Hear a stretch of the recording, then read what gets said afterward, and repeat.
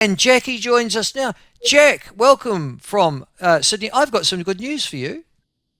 Oh, yay. I've Yes, won lotto? no. Well, you sort of have. Um, Wooing Tree, which is one of New Zealand's finest wineries, won numerous awards, are sending you your overdue wine.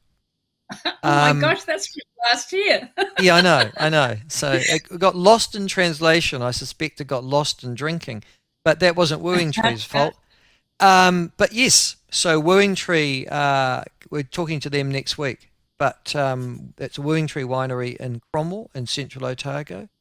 They've been producing Pinot since, oh God, I think about 2002. Won tons of awards, including international awards for their Wow. Pinot.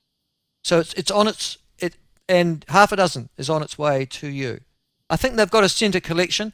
They make a really good Pinot Noir, like many Central Otago wineries do, but their claim to fame is something Jackie called Blondie, which is Okay. yeah, which suits you because you're a blonde.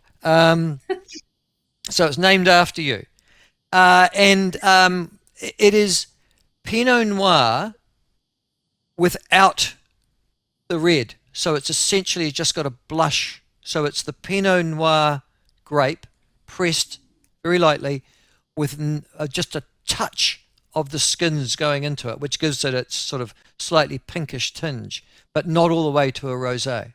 So Wow. And I that's. presume you've taste tested this for me. I'm not a great blondie fan actually. It's a woman's drink, so it's sort of like Ah. pink gin. You know, you go, oh, bloody women. You know, Pinot Gris, another woman's drink. No, do you drink a lot of wine yourself? Yeah, I do. Yes, the short answer. And interestingly, for many years, decades, I was a big fan of the big Australian Shirazes and Oh stuff yeah, like yeah, that. yeah. But I have moved to the Pinot Noirs, and my favourite is a Pinot Grigio, not a Pinot Gris. Yes, lovely wine. Yeah, yeah. That's a man's And drink. yeah, and then moved to the Pinot Noir. Actually, when I was in Queenstown, I had some absolutely outstanding Pinot Noirs whilst I was skiing in New Zealand several years ago, and so that's kind of moved me across. There you go. There you go. Well, it's really interesting because I'm drinking Shiraz, or did over the winter, and there's a glut of Shiraz in Australia, isn't there? You're Yes, pulling them there out. is. Is They're that right? pulling them out at great rate. Well, there's a glut of wine, full stop, because of the Chinese ban for on Australian wines. That's now been lifted, but that's going to take years to, excuse the pun, wash through the system. So yeah, it's the wine is very cheap here. Well, relatively. Is it? Oh, okay. So it was that's Shiraz you're doing the vine pull for. What are you replacing Shiraz with in Australia, or are they just Uh, pulling out the grapes and replacing them with I nothing? think they're a lot of pulling out grapes and putting in olives. Um, Oh, okay. Yeah, a lot of just pulling up and not sure what they're going to do, and then I think some are pulling up and doing different varieties, as you know, as happens every 30, 40 years. Yes. Now Shiraz was the Syrah grape, I think, Syrah, and Australia seemed to make it its own, and then I don't know the way in which you grew it, and I guess those lovely red soils of South Australia, etc. But it's Yeah, it's de- well, it's interest. it's developed into its own sort of boutiqueness, hasn't it? Really, I mean, you're known for Yeah, your well, Shirazes. interestingly, a great company history I wrote several years ago was for Peter Lehman Wines in the Barossa. So I had to go down there, of course, and visit the vineyard and test the wines while I was writing the book. So that was a wonderful project. And yeah, you're right. The Barossa kind of took on and nurtured the Shiraz, and the big, heavy Shirazes out of the Barossa became world renowned and still Mm, are, actually. mm, yeah. Really good Shiraz from there is still pretty outstanding. And So I'm not sure at that top end necessarily that they're pulling vines, but in a lot of other areas that kind of moved into that, into contract wine making. I think that's where the pinches happened. Right. And the difference between Pinot Gris and Pinot Grigio, I always thought, I mean, the Pinot Grigio is obviously the name suggests it, probably more of Italian origin rather than French. Um, now, are you? I'm not entirely aware. I think it was something. It was something. It's a lighter wine than a Pinot Gris, and not as sweet. I'm assuming they picked the grapes earlier, do they? Is that the difference? Oh, look, I about a couple of years ago, I actually asked a guy in a bottle shop what the difference was, and I've now forgotten. But I think there is a difference. I can't. I'm not so much of a wine nut that I can recall that right now. But I definitely prefer the Pinot Grigio. I think it's kind of, for me, it's just a bit tartar and a bit crisper, Yeah, I agree. and that just happens to be a flavour that I prefer.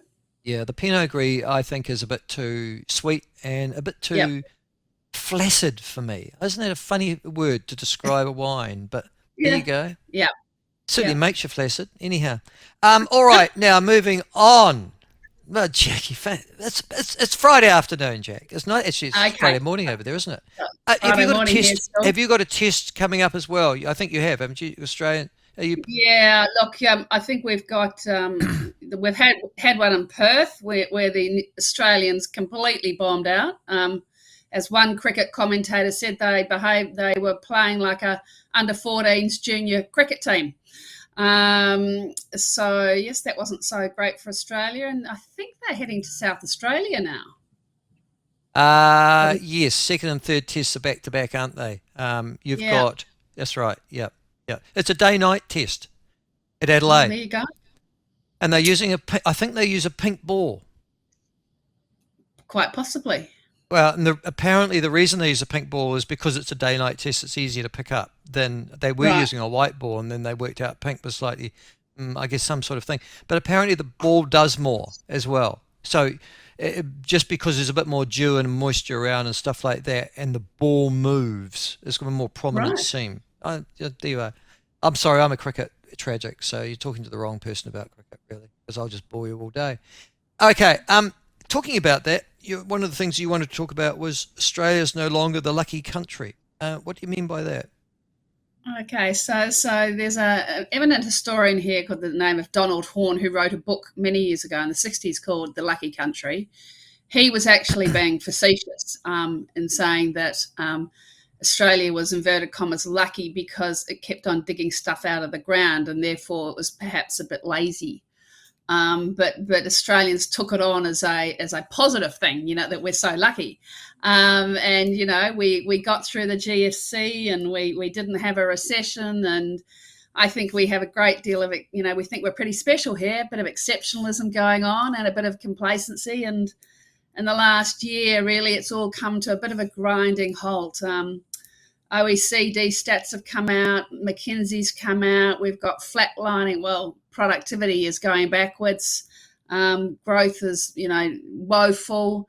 Our government and state debt's going through the roof. GDP growth is 1% worse since 2016. So the economy is not looking good, and no matter what the Labor Party says, it's all the indicators are going the wrong way just before they are planning to go to an election.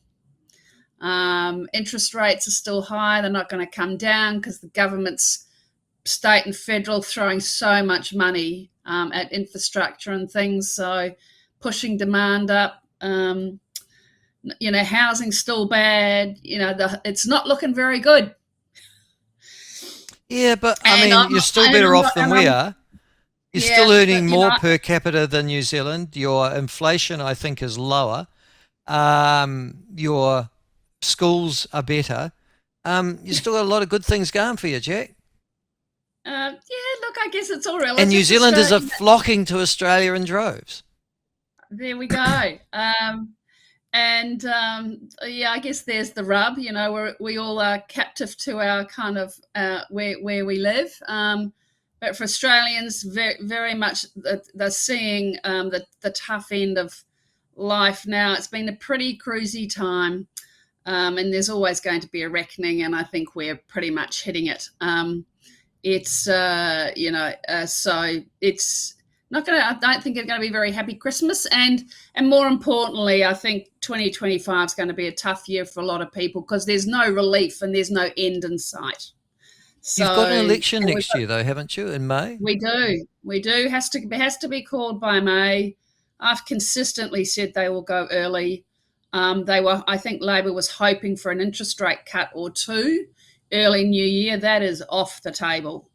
Um, Government has really been put on. Feds have really been put on notice that their spending is keeping inflation high, which is screwing people no matter what they say. So it's going to be, I reckon that I just think they have to go earlier rather than later because the news is going to get worse, not better.